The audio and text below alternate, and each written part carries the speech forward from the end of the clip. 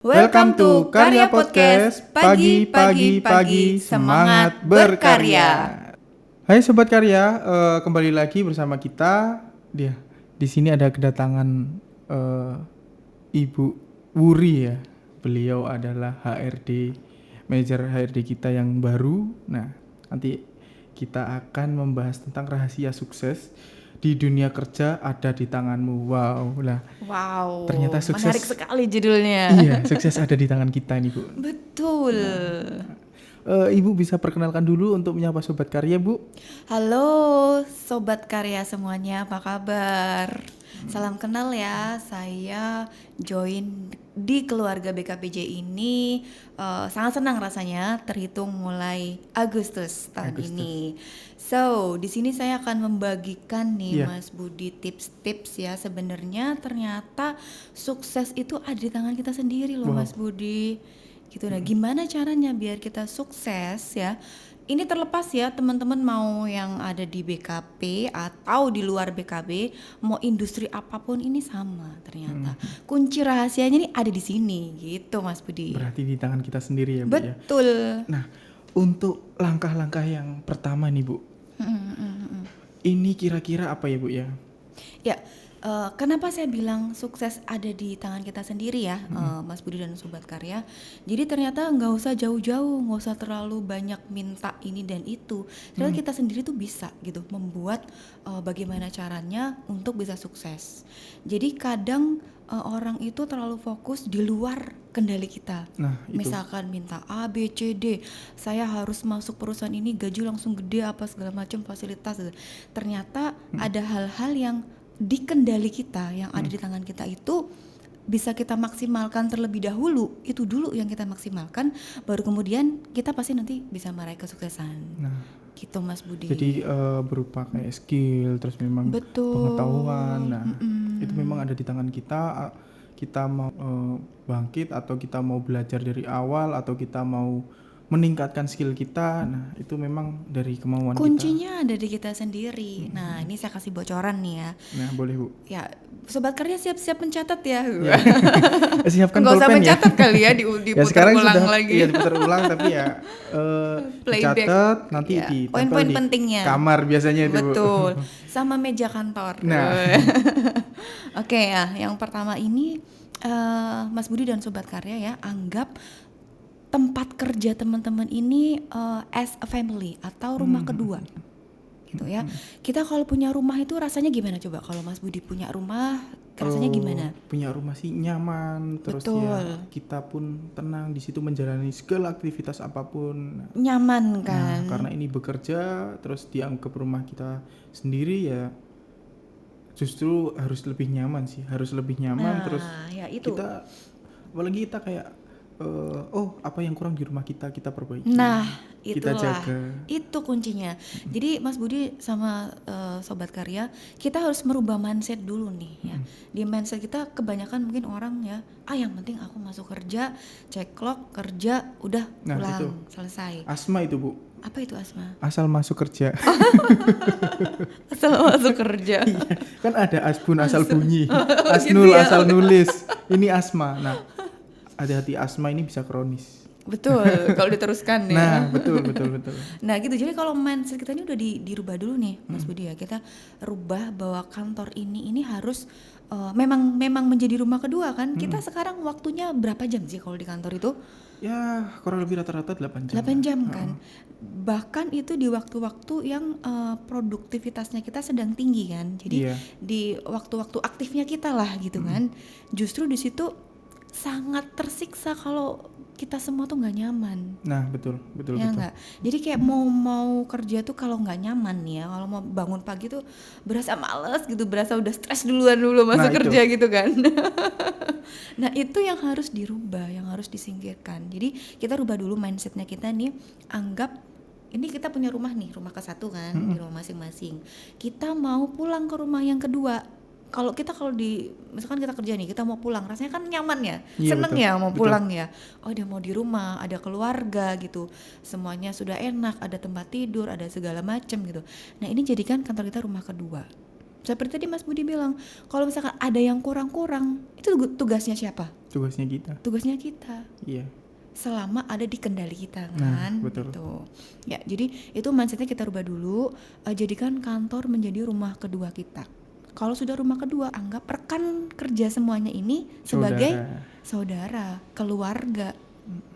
Kalau sudah keluarga, sudah enak, pasti itu akan terjalin dengan baik. Komunikasinya, saling percaya, saling membantu, saling menghargai, gitu. Akan berbeda. Beda kalau mindsetnya kita di awal memang, ya ini kantor saya, ini kantor tempat saya bekerja, udah selesai itu aja. Iya. Sangat berbeda, Mas Budi.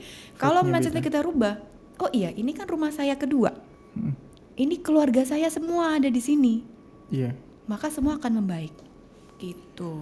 Jadi memang utama itu memiliki kayak rasa memiliki, terus apa yang kurang kita perbaiki, apa yang rusak itu juga kita jaga, semuanya harus dijaga. Nah, timbul di perasaan itu akhirnya kita berangkat kerja itu serasa malah pulang ya, bukan Betul, berangkat ya itu tadi nyaman kan. Iya. Mau pindah rumah doang, Iya. dari rumah pertama ke rumah kedua, gitu ya teman-teman dan sobat karya. Jadi mindset kita dirubah dulu. Mindset kita nih kantor ini jadi rumah kedua kita. Iya. Gitu ya.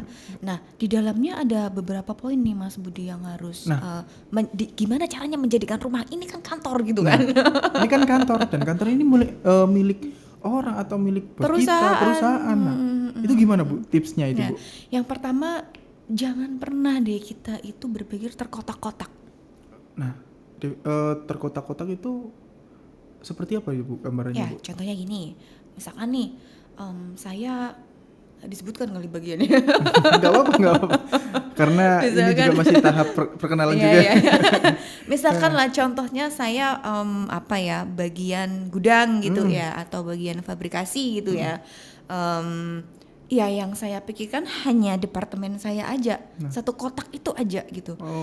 Yang saya pikirkan untuk kesejahteraan atau misalkan nih anak buah saya di dalam satu kotak saya itu aja. Oh itu kan tugas kamu, itu bukan tugas saya. Itu namanya kotak-kotak. Oh, berarti memikirkan dirinya sendiri. Betul. Dan satu kotak departemennya itu. Gitu. Pekerjaanmu itu lebih parah Mas Budi kalau di dalam misalkan satu kotak HRD gitu ya, ada beberapa orang.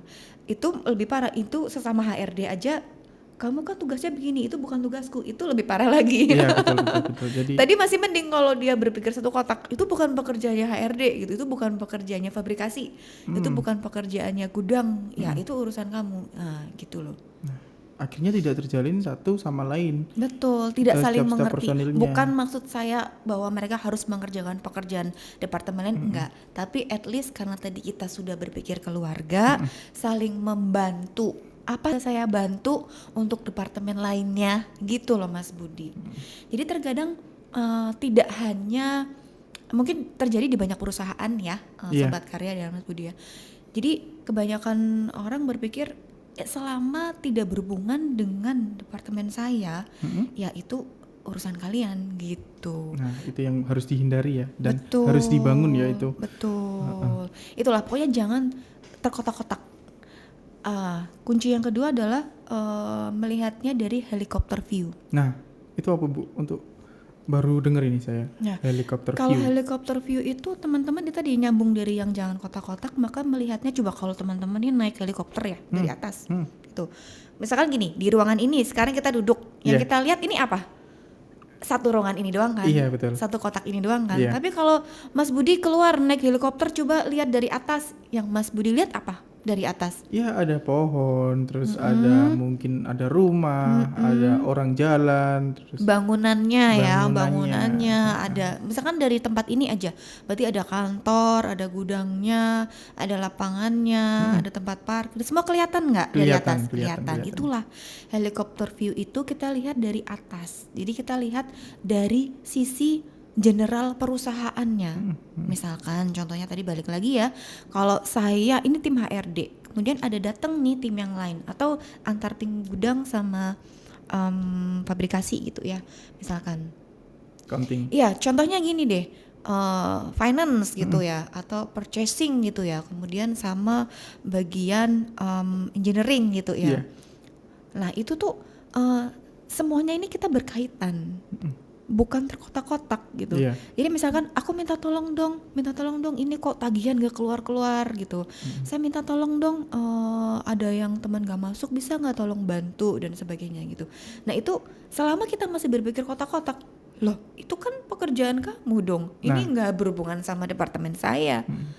Itu mindsetnya berarti belum berubah Mas Budi. Kalau efeknya ini ya, efeknya panjang banget ya Bu ya, betul buat perusahaan. Kalau tadi Mas Budi udah naik helikopter, udah lihat dari atas, oh iya ini kan butuh dibayar secepatnya nih, berarti aku sebagai finance harus membantu melancarkan bagaimana caranya biar lebih cepat, karena kasihan dia nungguin, misalkan kasihan si driver nungguin ngambil barang PO, misalkan kasihan si ini kok nggak dibayar tagihan ini tagih-tagih terus, misalkan. Atau bagian yang lain misalkan, oh iya ini ada yang nggak masuk nih, kasihan kalau nggak dibantu nggak operasional. Lihatnya lebih di atasnya gitu loh, melihat semuanya gitu Mas Budi. Jadi berapa ada yang misalnya tagihan kok belum ini ya, driver kok nunggu lama ya di toko misalnya ngambil barang. Ternyata ayo tolong dari tim finance coba di up lagi, dibus lagi, nah dibantu purchasing yang dari kantor juga follow up, atau yang lamanya di mana sih, saling membantu. Nah, betul. Misalnya lamanya di supplier nyiapin barangnya kok lama sih, kok nggak datang nah kayak gitu ya, memang untuk mempercepat dan efisiensi. Betul, istilahnya gini, balik lagi ke mindset kita keluarga. Kalau keluarga nih gimana, saling peduli kan? Iya betul saling memiliki kan? Iya betul. Istilahnya kalau keluarga kita ada yang sakit, kita pasti ngerasa dong sakit. Aduh sakit kasian nih gitu. Kita juga peduli, harusnya jenguk gitu.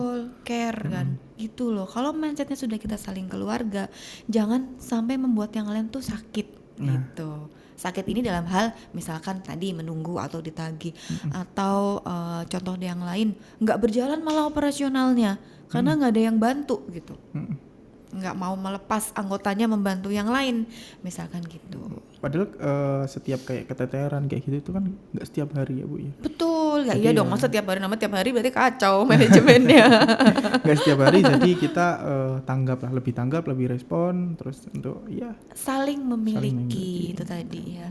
Itu sih kalau sudah di tahap itu mungkin teman-teman sudah bisa memproyeksikan atau sudah bisa merubah mindsetnya menjadi kekeluargaan itu tadi. Akhirnya jadi satu kesatuan, perusahaan lebih maju. Betul. Cuma masalahnya Mas Budi, kita ke poin yang ketiga itu ada yang namanya memang difficult people. Apa itu? Jadi terkadang difficult people ini mereka sendiri tidak sadar kalau mereka ini termasuk ke jenis difficult people. Difficult people ini sebenarnya nggak salah ya, karena kan nanti terkait sama ilmu psikologi dan yang lainnya gitu. Mereka nggak salah gitu. Tetapi sebenarnya bukan kewajiban kita dan seluruhnya untuk istilahnya kalau belok nih kita lurusin gitu ya. Enggak. Jadi ini tugas kita bareng-bareng gitu loh. Dan yang difficult people ini harusnya dia juga realize, sadar kalau dia ini termasuk dan apa yang harus dilakukan untuk benerin gitu. Untuk perubahannya. Betul. Ke arah yang lebih baik. Ini mungkin terkait difficult people ini jenisnya ada 10. Karena banyak, nanti bertahap ya di podcast berikutnya ya, bersambung. Catatannya di podcast berikutnya di episode jadi terus pantauin kita terus, karena ini bahasan yang cukup berat dan panjang, daging semua. Tapi kalau bisa menguasai ilmunya ya lebih. Betul, nanti di sini kita akan bahas jenis-jenis difficult people. Kalau kita merasa kita salah satunya, di situ nanti saya kasih tips gimana caranya untuk berubah ke lebih baik. Nah, untuk mendeteksinya diri. Ada juga symptomsnya, saya tuh nggak sadar, tapi memang secara hasil itu seperti ini. Nah, itu cara mendeteksinya seperti apa? Ada semua nanti saya share satu-satu ya. Yang saya mau tekankan di sini adalah difficult people ini kadang mereka nggak sadar kalau mereka ini menghambat terjadinya harmonisasi kekeluargaan itu. Tuh. Tetapi dia efeknya ke sekitarnya gitu. Jadi memang ada, Mas Bu. Jadi ada beberapa yang bukan saya nggak mau, tapi memang terhalang oleh beberapa difficult people ini. Gitu Mas Budi. Agak-agak berat ya ini. Jadi misal tips-tipsnya aja Bu, langsung aja ke beberapa tipsnya untuk dijelasin di sini Bu. Ya itu. Heeh. Nanti misalkan gini, untuk mengetahui aja ya secara generalnya bagaimana, nanti kan saya share nih symptomsnya, gejalanya, ciri-cirinya difficult itu seperti apa, cara menangannya apabila oh ya saya ini ternyata termasuk yang ini loh, oh saya yang ini loh. Itu caranya saya kasih semua nanti one by one ya.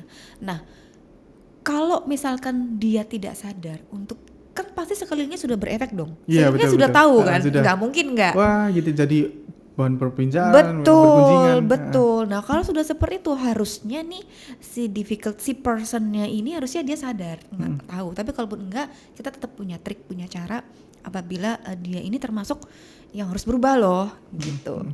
Nanti Jadi kita mungkin bisa mengisi survei gitu ya. Kira-kira ya memang harus Bu ini Bu. mana sih Kita. gitu kan, Heeh. mana yang termasuk ke dalam difficult people ini dan mana yang memang harus misalnya saya buka untuk ayo kita berubah bareng-bareng gitu, karena dengan adanya mereka ini kita nggak akan bisa terjalin harmonisasi kekeluargaan Mas Budi gitu. Ini yang harus dirubah dulu gitu. Jadi memang deteksinya diri sendiri kalau ya kadang orang itu kan nggak sadar tentang dirinya ya. Betul. Dan tadi saya bilang kan bukan salahnya mereka karena mereka sendiri belum sadar, karena ini berkaitan dengan backgroundnya dia, masa kecil mereka dan sebagainya. Ini rumit gitu. Dan yang mungkin dia sudah 25 tahun atau 26 tahun dirubah dengan waktu satu hari nggak mungkin.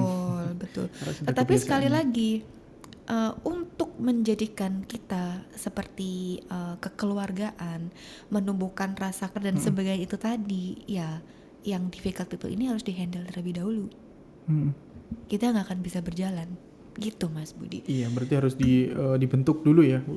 Deteksi dulu, terus dibentuk dulu. Betul ya, dirubah pelan-pelan lah.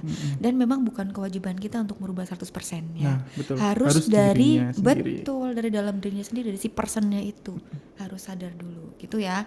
And then kalau semua itu sudah ya, Sobat Karya, semua itu sudah, di tahap yang kedua adalah nanti akan timbul saling menghargai. Atau sekarang dicoba dulu deh, walaupun tadi belum terbentuk kekeluargaannya, at least minimal kita harus bisa saling menghargai Mas Budi. Iya, itu memang penting sih, kunci. Sekarang saya tanya, menurut Mas Budi saling menghargai ini dalam bentuk gimana sih realnya? Ya, realnya kalau di perusahaan saling menghargai itu pendapat satu sama lain yang kurang kita lengkapi gitu. Misalnya lebih bekerja sama, terus menghargai dalam setiap pekerjaannya, terus apa ya? Intinya kalau saya peduli itu apa ya? Menghargai itu ya menghargai dalam pekerjaannya dia, terus pendapatnya dia gitu aja sih Bu. Mungkin Dalam berkomunikasi antar rekan kerja gimana menurut Mas Budi? ya itu juga harus dihargai. Bentuk. Bentuknya juga kita komunikasi dua arah dengan nyaman sih Bu. Dua arah ya. Iya, jadi ada dia berbicara kita mendengarkan, saat kita berbicara dia juga harus mendengarkan. Nah, terus Ya, timbul komunikasi yang baik. setuju. Nah, gitu. Betul, dua arah ya. Kemudian satu lagi Mas Budi, mungkin kadang ya kita berusaha nih mengeluarkan bahasa antar rekan kerja, bagaimana caranya untuk tidak saling menyakiti atau tidak menyinggung gitu. Kuncinya gini Mas Budi, jangan pernah mengeluarkan entah itu kalimat atau sikap gitu ya, yang kita sendiri tidak mau. Oh iya, gitu loh. jangan Ya, dicubit kalau nggak mau dicubit. Betul. Kalau misalkan kita akan tersakiti dengan kalimat itu, ya jangan mengeluarkan kalimat itu ke rekan kerja yang lain. Atau kalau misalkan kita merasa tersakiti kalau orang lain bersikap seperti itu, kita jangan bersikap menyakiti yang lain. Gitu. Iya. Itu sih kuncinya. Kalau menurut saya menghargai itu seperti itu, sejauh itu gitu Mas Budi. At Jadi least, kita juga menempatkan posisi kita betul. dan juga kita juga menghargai posisinya dia seperti apa. Jadi walaupun memang di luar temen ya, tapi kalau di forum, di resmi di pekerjaan atau meeting itu ya jangan dari luar itu dibawa ke dalam, takutnya nanti kurang sopan. Tadi posisi juga Mas Budi benar banget nih ya, posisi ya. Jadi gini, terkadang dalam satu perusahaan nih ya, misalkan contohnya nih bidang usahanya ini adalah perbankan gitu misalkan, Iya. maka jantung dari perbankan adalah siapa? Yang jualan kan, Iya, betul, marketingnya marketing. kan, berarti ada di garda depan nih, Nah, si CS kemudian si teller. Karena mereka merasa jantungnya atau tempat uang datang lah istilahnya, maka mereka kayak mungkin menganggap yang lainnya itu nggak penting gitu misalkan ya, merasa kamu nggak saya bisa nih kerja kalau nggak dapat input dari saya gitu. betul, kamu nggak akan bisa kajian kalau aku nggak dapet nih Iya. misalkan gitu, nggak dapet klien Ayo gitu kan. fasilitasku ditambahin kayak gitu. Tuh, nah ini uang juga makan perlu yang lain. diperhatikan. Misalkan kalau di perusahaan manapun ya, yang merasa sebagai kayak jantung perusahaannya, ini nggak boleh merasa paling power, paling kuasa, itu nggak boleh. Karena sekarang gini deh, Mas Budi, anggaplah kita tuh sebagai misalkan jam dinding. Iya. Jam dinding tuh ada apanya? Ada jarum yang besar, jarum Iya, yang kecil. kecil, ada angkanya gitu kan. Itu semua kan berputar jadi satu. Sekarang bayangin kalau jam tangan nggak ada mesinnya, nggak bisa muter, Nggak bisa muter. nggak ada jarumnya, digital dong. Nggak bisa Maksudnya ini menunjukkan dalam lah, yang nggak bisa inilah yang menunjukkan. ada angkanya, nggak bisa nunjukin jam berapa kan. Iya, betul. Sekarang nggak ada angkanya, kita ngira-ngira gitu, susah kan. Semua itu satu kesatuan, sama seperti satu perusahaan. Mau kamu bagian jantungnya kah? Mau dirimu bagian OB-nya kah? Driver, semua itu penting. Semua ini bagian penting, Mas Budi. Nggak boleh kita sok-sokan, aku nih jantungnya perusahaan, kamu siapa? Kalau aku nggak jalan, kamu nggak gajian, misalkan gitu. Kita nggak boleh. Sekarang gini, tanpa ada OB, menurutmu gimana, Mas Budi? Kotor. Nggak nyaman kan? Nggak nyaman. Perusahaan nggak ada yang bersihin, Nggak ada yang bersihin. kotor, nggak ada yang membantu beliin makan siang Iya, betul. dan sebagainya. Terus nggak ada driver, misalkan, repot kan? Iya, Nggak operasional jalan juga kan? terhambat semua. Betul. Jadi jangan pernah deh merasa kita itu paling penting. Saya nih jantungnya perusahaan, nggak boleh. Karena semuanya berperan penting untuk membentuk satu jam dinding itu tadi berjalan. Untuk bisa menentukan ini pukul berapa, berarti tujuannya ya Bu. Betul. Dalam satu perusahaan juga sama ya, Mas Budi dan Sobat Karya. Nggak boleh kita merasa saya ini sok penting, saya ini powernya gitu. Kecuali owner ya, beda ya. Owner Ini kita beda. sesamarkan kerja ya. Iya. Bahasanya. Selama kita masih pegawai ya, jangan pernah merasa kita paling power, paling penting. No. Bahkan saya bisa bilang posisi saya pun sama pentingnya dengan posisi OB dan cleaning service, sama pentingnya, cuma perannya berbeda, job desk-nya berbeda. Tapi kalau dibilang penting, sama pentingnya. Betul, semuanya penting. Kalau nggak penting nggak akan dibentuk divisinya itu. Bu. Betul, gitu. Ngapain kalau ada yang nggak penting, ini cuma tambahan-tambahan. Nah, Nggak ada gitu. terkait dengan saling menghargai tadi, karena kita sudah tahu sama-sama pentingnya, kita tidak boleh merasa paling power, paling jantungnya, itu nggak boleh. Ya, kalau kita sudah berpikir seperti itu, pasti akan menghargai orang lain. Itu sudah pasti. Terlepas maksudnya dia posisinya apapun.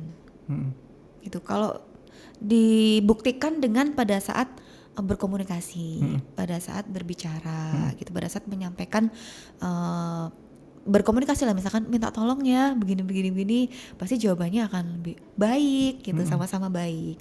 Kita juga sama, kalau diminta tolong sama rekan kerja yang lain, pasti respon kita juga baik karena kita saling menghargai, kita sama-sama pentingnya. Jadi seolah-olah kita kayak menabung emosi ke orang lain ya Bu ya. Jadi kalau kita menabung, itu gimana nih? Menarik nih. Kalau kita menabung emosi itu biasanya gini. Saya membantu orang itu walaupun saya tidak mau dibantu, tidak harus dibantu, orang itu akan mengembalikan untuk membantu kita. Oh, I see. Nah, semakin kita banyak menabung ke orang tersebut soal kebaikan, pasti kita akan membongkar celengan itu juga kebaikan yang sudah kita tampung atau kita kumpulkan. Nah, setuju. Cuma jangan sampai kita terjebak ya. Kalau tabunganku sama kamu banyak loh ya. oh nggak boleh, itu namanya ungkit-ungkit. Gono gini itu namanya. Jadi jangan terjebak di situ. Iya, Boleh anggaplah tabungan dan ingat selalu Mas Budi, yang celengan tadi, yang mecahin tadi, rewardnya atau hasilnya bukan hanya dari 1% yang sama, bisa jadi dengan beda orang gitu. Harus Bu itu. Karena nyangkutnya, saya setuju sama Mas Budi. Jadi nggak pernah akan ada namanya kebaikan yang sia-sia. Nah, betul. Mau dimanapun kembalinya mungkin bukan ke kita, ke keluarga kita, ke anak kita, pasangan kita dan sebagainya, itu pasti ada. Tidak secara langsung ke kita, Betul. tapi di sekeliling orang terdekat kita ya, orang yang Betul. berharga atau yang lain kalau kita lagi kesusahan. Nah, Betul. bukan dibalas dengan yang sama. Kita membantu dia bekerja bukan berarti dia membantu kita di pekerjaan kita. Bukan berarti gitu dan bukan harus seperti itu ya. Iya, Mungkin dengan caranya dia. Betul, dengan caranya dia. Nah, tapi selalu percayalah ya Sobat Karya dan teman-teman, semua yang kita lakukan, kebaikan bentuk apapun besar dan kecil, kita tidak dari kebaikan itu mana yang akan membawa kita menuju ke surganya Allah. Nah, Gitu, menuju ke hal yang kita idam-idamkan atau kita cita-citakan, kita impikan. Biasanya kan dari situ. Iya. Nah, gitu. Jadi jangan pernah berpikir, jangan hitung-hitungan lah istilahnya. Sama rekan kerja mungkin ya, kita berusaha nih bareng-bareng. Saya kan juga, kita sama-sama berusaha bareng-bareng untuk tidak hitung-hitungan. Tapi tetap ya, job desk kita utamanya memang harus selesai dulu. Harus selesai dulu Jangan baru. dengan apa yang bisa dibantu nih, aku udah selesai, udah longgar. Betul. Nanti jangan-jangan gara-gara ini kan menurut podcastnya Bu Wuri sama Mas Budi kemarin. Lebih fleksibel ya memaknai segala apapun. Kondisional tetap kuncinya kembali lagi ke di tangan kita dulu. Pekerjaan kita sudah selesai atau sudah berkurang, kita apa yang bisa dibantu nih. Nah, untuk melatihnya ya jangan jauh-jauh dulu. Terdekatnya kita ada siapa, kanan kita ada siapa, kiri kita ada siapa, depan kita ada siapa, belakang kita. Kalau itu sudah merasa nyaman tercover, baru ya udah, kalau mungkin ada orang luar atau divisi lain yang jauh dari kita, bertolak belakang gitu ya. Semampu kita, bukan berarti kita memaksakan ya, yang kita nggak mampu. Betul. Malah jadi bikin berantakan semua. Kamu ngapain aja sih? Nah, takutnya gitu.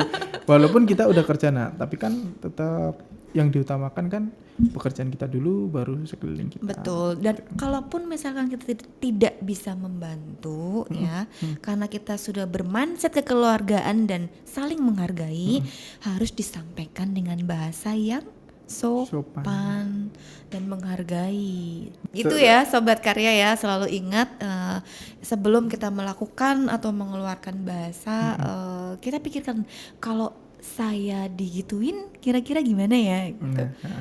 Oh nggak apa-apa, it's okay, oh ya udah jalankan. Tapi kalau serasa diukur kok terlalu menyakiti ya gitu, ya jangan dong. Gitu Mas Budi. Ini yang terakhir ya Bu ya, inovasi. Nah, explore, belajar hal-hal baru di luar zona nyaman dan ekspertisnya. Ya, seperti ini Mas Budi yang dulu kapan kita pernah diskusi itu ya. Jadi kadang kita terlalu nyaman berada di zona nyamannya kita. Gitu ya. Jadi kadang mungkin sudah tidak butuh mempelajari hal-hal baru. Nah, itu salah. Kalau kita mau sukses, kuncinya harus selalu terbuka untuk hal-hal yang baru. Mau sampai usia berapapun, bahkan setelah pensiun pun kita selalu terbuka belajar hal-hal yang baru. Gitu Mas Budi. Misalkan contohnya nih, kita ekspertisnya ada di engineering, kemudian tiba-tiba diminta podcast. Nah, berarti kan harus menjelaskan nih terkait, walaupun dia podcast, dia host, tapi menjelaskan tentang dunia engineering kayak gitu. Seperti apa? Dia belajar dong bagaimana menyampaikan, mempresentasikan.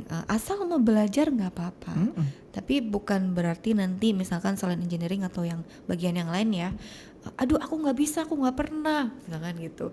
Aku nggak bisa misalkan suruh mimpin briefing pagi gitu atau senam gitu, aku nggak pernah bisa. Nah, itu berarti kan nggak mau sudah belajar hal yang baru. Nah, itu bukan perlombaan kok. Jadi nggak ada jurinya. Betul. Terus nggak ada yang instan dan jam terbang. Asalkan kita mau, kita berusaha dan kita terus melatih ya. Kuncinya mau aja. Kembali lagi ke tangan kita dan kemauan kita. Betul. Nah, makanya tadi di depan kan disampaikan. Sebenarnya ternyata kuncinya itu di tangan kita sendiri kan, bukan di orang lain kan, Mas Budi. Gitu. Mau Sobat Karya bekerja di bidang industri apapun, dimanapun, berapa lama pun, mau baru sehari sama yang 10 tahun, ini kuncinya sama. Itu ini yang ada di kendali kita, yang ada di tangan kita. Selama kita mau dimaksimalkan, pasti bisa sukses mau dimanapun. Iya. Jadi gitu. memang harus kita latih, kita perjuangkan. Nah, Dan dibiasakan. dibiasakan. Semua kalau terbiasa ya jadi ini kok, jadi bisa dan jadi profesional kok. Karena Iya. biasa, karena mau, karena berusaha gitu. Ya itu tadi kuncinya ada di tangan kita, mau atau tidak. Mm-mm. Jadi kalau sobat karya sudah bisa 3 poin tadi ya Mas Budi ya, sudah bisa semuanya melakukan dimanapun sobat karya bekerja di industri apapun, ini sudah pasti akan bisa sukses. Dari sisi atasan, dari sisi owner pasti akan melihat. Itu nggak mungkin nggak, pasti akan melihat. Pasti. Oh ini bagus ya ternyata. Oh ini bisa dikembangkan. Oh ini bisa masuk ke talent pool. Gitu. Nah, akhirnya nanti promosi jabatan itu akan naik sesuai porsi yang secara sudah didapatkan. natural juga. Betul gitu Mas Budi. Jadi itu isi podcast kita hari ini, dan tentunya sobat tadi sesuai janji ya, nanti kapan kita jadwalnya pantau terus YouTube-nya kita, kapan nih akan kita bahas 10 jenis difficult people tadi. Ini saya juga penasaran sama Bu Betul. Wuri untuk membahas ini.